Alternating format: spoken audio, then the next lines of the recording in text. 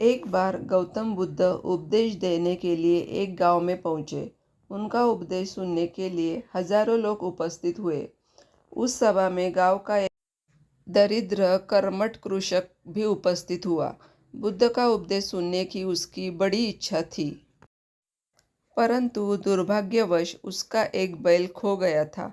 कृषक इस चिंता में था कि बैल नहीं मिला तो उसका काम कैसे चलेगा। उसका तो पूरा जीवन ही बैलों पर निर्भर करता था। वह धर्म संकट में था कि गुम हुआ बैल ढूंढे या बुद्ध का धर्मोपदेश सुने। आखिरकार उसने बैल को ढूंढने का निश्चय किया और वहां से निकल आया। कृषक के अथक प्रयास से शाम तक उसे बैल मिल गया। दिन भर का थका हुआ और भूखा प्यासा कृषक इसके बाद सीधे प्रवचन स्थल पर पहुंचा। उसने बुद्धदेव को प्रणाम किया।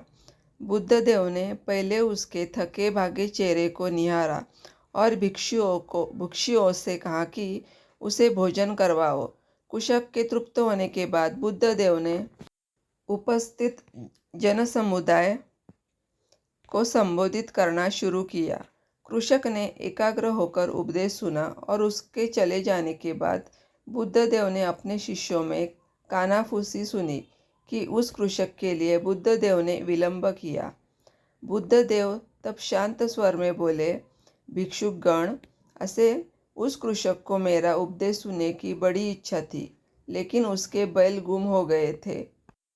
इससे उसके कार्यों में बाधा आ सकती थी। अंत वह सुबह मजबूर होकर यहाँ से लौट गया। वह अपने लोक कर्म के पालन के लिए सारा दिन भटका और तृप्त होते ही मेरे पास चला आया। यदि मैं उस भूखे को उपदेश देने लगता तो वह उसे ग्रहण नहीं कर सकता था। याद रखो, क्षुधा के समान कोई भी सांसारिक व्याधि नहीं है।